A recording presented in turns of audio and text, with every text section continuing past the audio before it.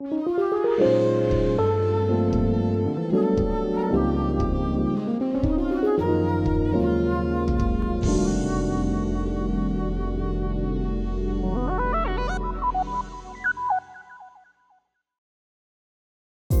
JD.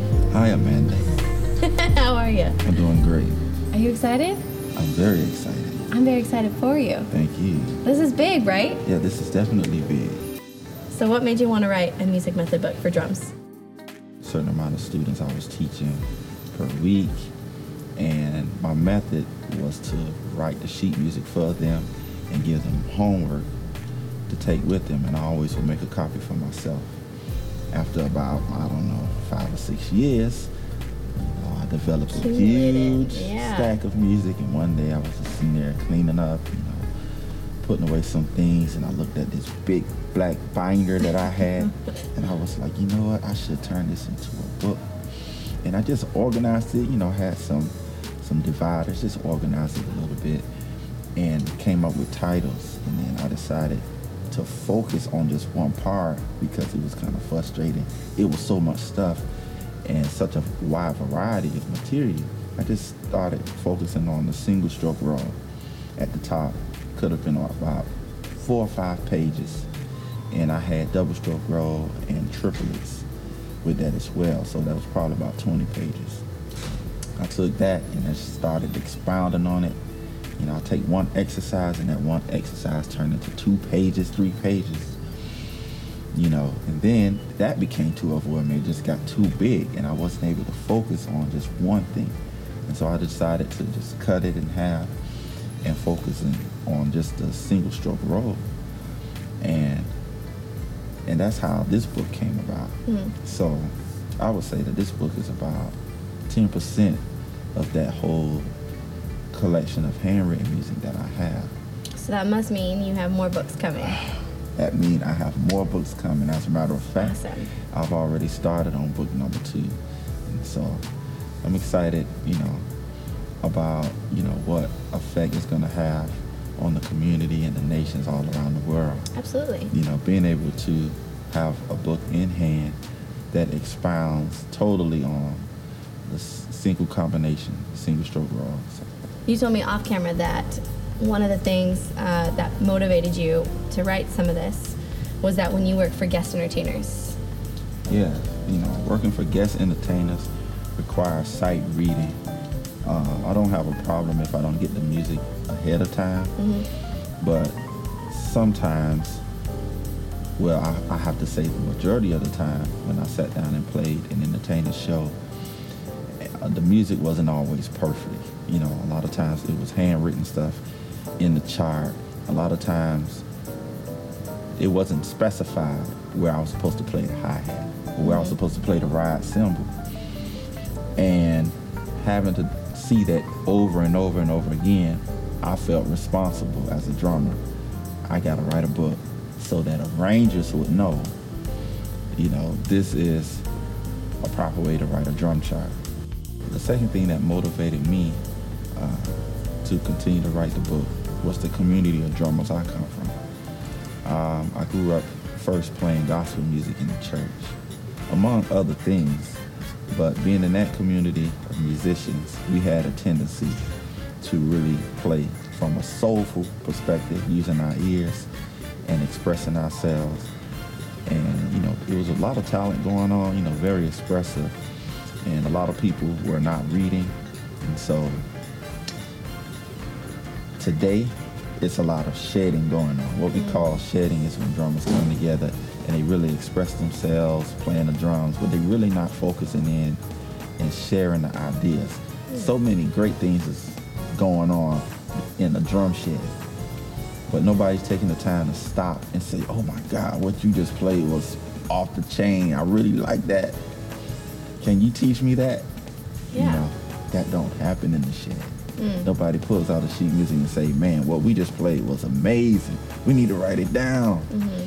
And so in writing this book, I'm hoping that I bring a more music eye concept to the approach with this community so that they will begin to grasp the whole idea of reading.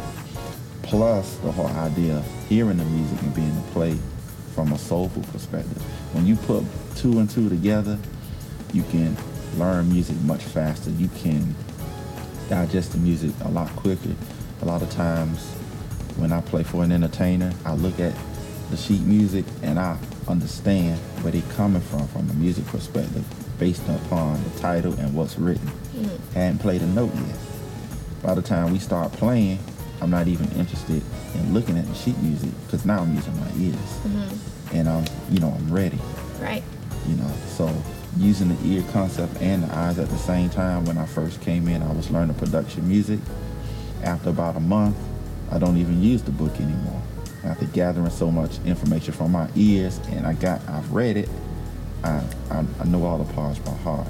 And so that's where the freedom comes in. Even though I'm on a reading gig, I feel like I'm totally free because, I can hear the music and I can also read it.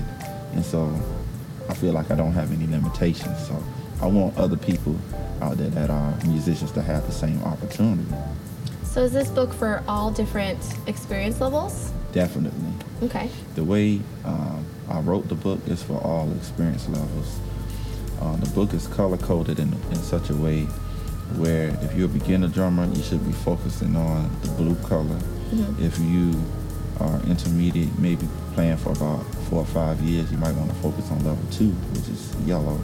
And then semi-pro is green, and expert mode, like fast, wild, and crazy, is red. Which you're really good at. Yes, like Speedy Gonzalez, Yeah. virtuoso, playing with one hand, spinning around, Getting crazy. with a top on your head, off the chain. Just like it's gonna take me forever to learn this, red, fire. So, and there's some other characteristics that also categorize these 4 different sections.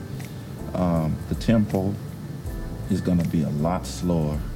The BPM is going to be a lot slower for the easier levels. The higher you go up the level, then you're going to have faster tempos, and also you're going to have more dynamics, more accents, and then you get further to level 3 and 4, you're going to be dealing with more complex time signatures like 7, 8, 9, 4.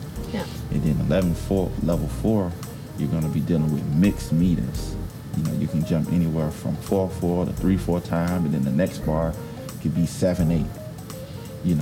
So I have it categorized to really fit the need of the drummer, the drummer's playing level and reading level. Sounds like there's a lot to this book. So how long did it take you to finally complete this book? Well, I probably did the final print on Friday. About, I guess, what's the date? The 7th, August 7th. Okay, today is Thursday. Last Friday, I did the final print. Wow. The final print. So like yesterday, basically, is It what was you're like saying. yesterday, because a year ago, I thought I had the final print. Oh yeah, it's done. I did the spell check. Then I sat at the drums, maybe did a lesson, and I was like, oh, let me check this. Oh, we got a couple of mistakes in here. So I made sure I had no mistakes in the book. And I did a final check where I actually had to sit down at the drums and play all of the exercises. And from the last chapter, because that was the chapter that I added last. And made sure all the mistakes was gone. And I was like, now we're ready to put this book out. So You had said earlier that you got stuck in the middle. So what pushed you through to make sure that it was finished? yeah, I got stuck in the middle because I thought I was finished. And then I had this thought, oh my God, this idea I just played is great. I have to start a new chapter. And I was a little sad about that because I wanted to be finished. I was like, the book is supposed to be out. It's going to take another year if I'm adding another chapter. But I went ahead and added that chapter because it was really bothering me. It was like I felt it would be wrong if I didn't put this information. It would just go to waste. And it was going to make my book better and longer. So I went ahead and did it. Just some of the things that take place on the stage motivated me to keep going. Every time somebody would hand me a chart and it wasn't top-notch chart, or it just wasn't up to standards, or it was a piano chart. I'm like, man, you got to be serious about your music. You know, that really motivated me. And you know, just to see some of the other things that's going on with the younger drummers that's coming up that might not be following some old school guys, or some of the things that I'm seeing in the music industry, people getting in the door, getting the jobs, and then they really don't have the education, or they really don't have that skill to actually read. And a lot of gigs don't require that.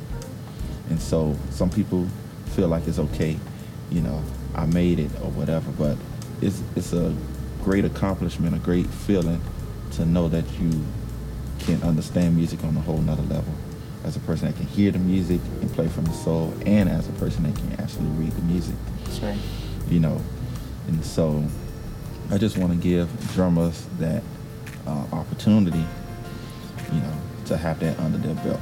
And I want to show them that it's not something so hard to get started in, even if you've been playing for 10, 20 years. So that's why I have 4 levels of the book. You know, they don't have to necessarily jump to all the more difficult stuff to play and start from there. They can approach the book from a reading perspective instead of a music perspective. If they approach it as a music perspective, then they want to jump to the page that got all the cool stuff so they can go use it on the gig. But if they approach it from a reading perspective, they can start all the way from the beginning and say, I want to learn how to read music. I understand what's going on musically, but I want to understand where is the first, second, third, fourth, fifth line, the first, second, third, fourth space on the staff, where, you know, understanding the drum notation. Yeah. You know, so you got a reading perspective from the book, you have a playing perspective, and then you have a metronome perspective. Because the way I designed the book is so that the drummer develops precision when he plays. And so I really want the drummer to use the metronome when you study the book, because it's all about developing that level of precision where you can play exactly on the metronome to the point where you think the metronome has disappeared. You know, when you hit that snare drum and it's so loud and it disappears on the 2 and 4, that's because you are directly in line with the tempo. So for someone that's never read before, Yes. how easy is this going to be for them?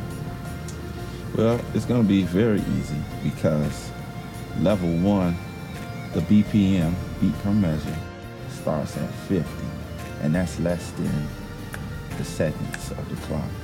Okay. The seconds of the clock is about here, and so 50 is going to be like Very manageable. very manageable from 50 to 75. That's the BPM expected for the person. So that could be a quarter note, a quarter note, a quarter note, a quarter note, you know, starting just left, right, you know, starting off really slow. And so it's going to be really easy for them to learn because they're going to be playing in 4/4 time. Sure. They're going to be reading without expecting to read accents, you know, just basic stuff to get them in tune with the placement of the drums and being able to play on time with the metronome and identify the staff. Then at their discretion, they can speed up the tempo. You know. Is there a one person that you could think of that was a really big inspiration or a big motivator with this book? I had one student. His name is Jude. I can't remember his last name, but at that time he was about 8 or 10 years old, and I was the instructor for summer camp. I was helping with the drums and, you know, teaching music theory. And apparently his family, his mom told me they didn't have a music background, but this kid loved music. He wanted to play the drums, and he was really focused at the camp about playing the drum set. And he had a very obedient spirit, and I said, you know, you should get your son into drum lessons with me starting next year. And she brought him the drum lessons, and he learned the most material in the smallest time frame. And his mind and his level of obedience was at a level where I could teach him anything, and he was going to do it. He didn't have like the stubbornness. and I was writing a lot of stuff for him. I was giving him the basic stuff, and he was doing his homework. He was practicing. And when I was in college, I took him to my big band rehearsal one time because I had taught him jazz. I had taught him some basic jazz patterns, how to keep the 2 and 4 on the hi-hat and all of that. Taught him how to play the double bass drum. And I said, this is just a 12-bar blues. You know how to play this. And I was, it was after we had finished playing some charts and we was in transition. And maybe the rehearsal was over, but people wasn't really paying attention. The band was still kind of playing. I got up and I let him get on. I said, just play with the band. Just play what they're playing. And he started swinging. And they didn't really notice that a kid was playing. Oh, wow. Until they turned around. And it was like, who's this guy? You know, my band director was like, who's this, you know, this little guy playing the drums? And then it was like, man, you sound good. You playing good. His timing was good and everything.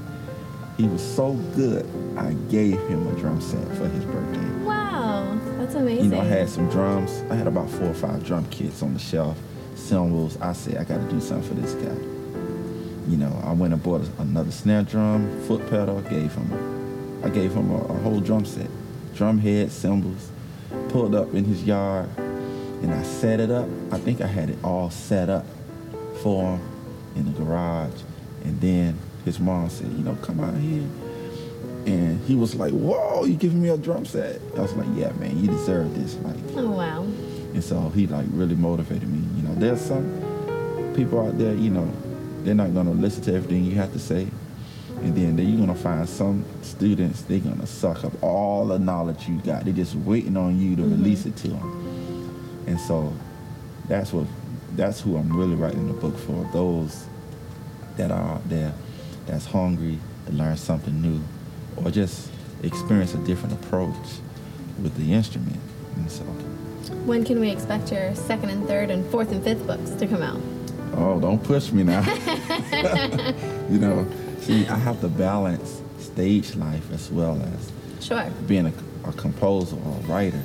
And so there's X amount of hours I have to spend, you know, actually practicing myself and being ready to play a gig. And then, you know, off stage, then I have to go into book mode and say, you know, sometimes actually when I wake up, I write an exercise for my second book. I said, I'm just gonna write one exercise. I look at one exercise and get motivated, and I kind of pull from that and write a different variation. And so, don't quote me on it, but I'll say it's gonna take about another year for me to be finished with this second book. Well, we'll be excited to see it. Yes, I'll be excited to finish, and hopefully at the last minute, I don't kick up the nerve to write another chapter. Let's hope.